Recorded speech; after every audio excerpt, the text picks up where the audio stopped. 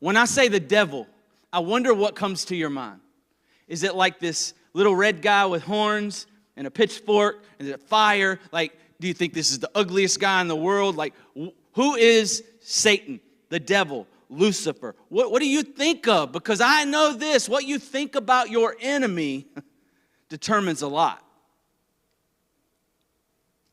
C.S. Lewis, in one of his famous writings, the Screwtape Letters, he says, Christians make two mistakes about Satan. One of two mistakes. I wonder if you fall in one of these categories. Number one, some people don't recognize Satan at all. So like you live your day and you think you've just made bad choices, you make mistakes, you hung with the wrong crowd. You don't give the enemy any acknowledgement. Like if I wouldn't have done this, if I wouldn't have said this, if I would have just listened, if I wouldn't have made that investment, if I wouldn't, right? And you just think, you don't recognize him. The flip side of that, he says, is that some people give Satan all the credit. Every flat tire you've ever had was caused by the enemy, right? Every one of them. No matter if you drove in that construction zone and you should have avoided, but you didn't care, got nails all up in it, that was the enemy, right? You understand what I'm saying here? Satan got you fired. No, it's just the fact that you never showed up on time. That wasn't the enemy. You were the enemy. Satan, a couple of things you need to understand. Satan is not omnipresent, meaning he's not everywhere. There's one of him.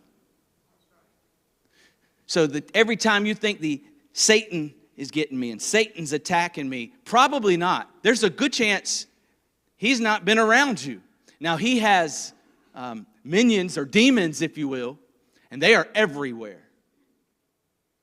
They are attacking every single day. And here's what I know. Here's what I know about many of you.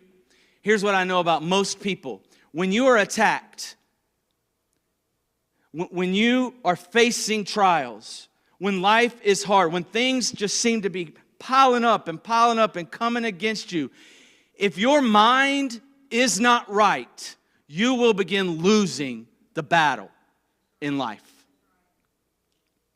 In fact, I say this all the time, the battle for your life is always won or lost in your mind.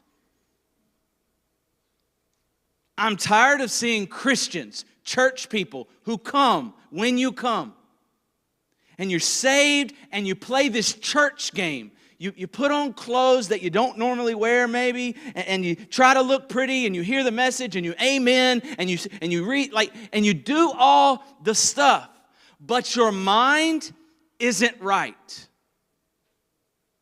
And to be honest with you, the church is at fault for that in many ways. What is today's church all about? Today's church is about feelings, it's about emotions, and it's about experiences. So you pick a church that makes you feel good, that moved you, that sounded good with the praise and worship. That I can't praise and worship God without great musicians, right? Like we have to have that. And did it speak to me? Did I walk out with holy goosebumps? Like that's what church has become. And because of that, listen to me very carefully. We have a lot of mindless Christians.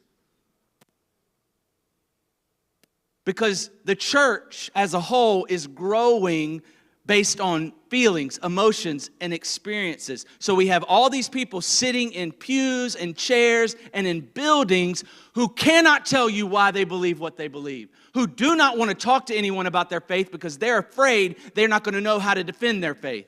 So we have mindless Christians who are sitting here listening to someone talk and believing what they say, but they have no idea why they believe it.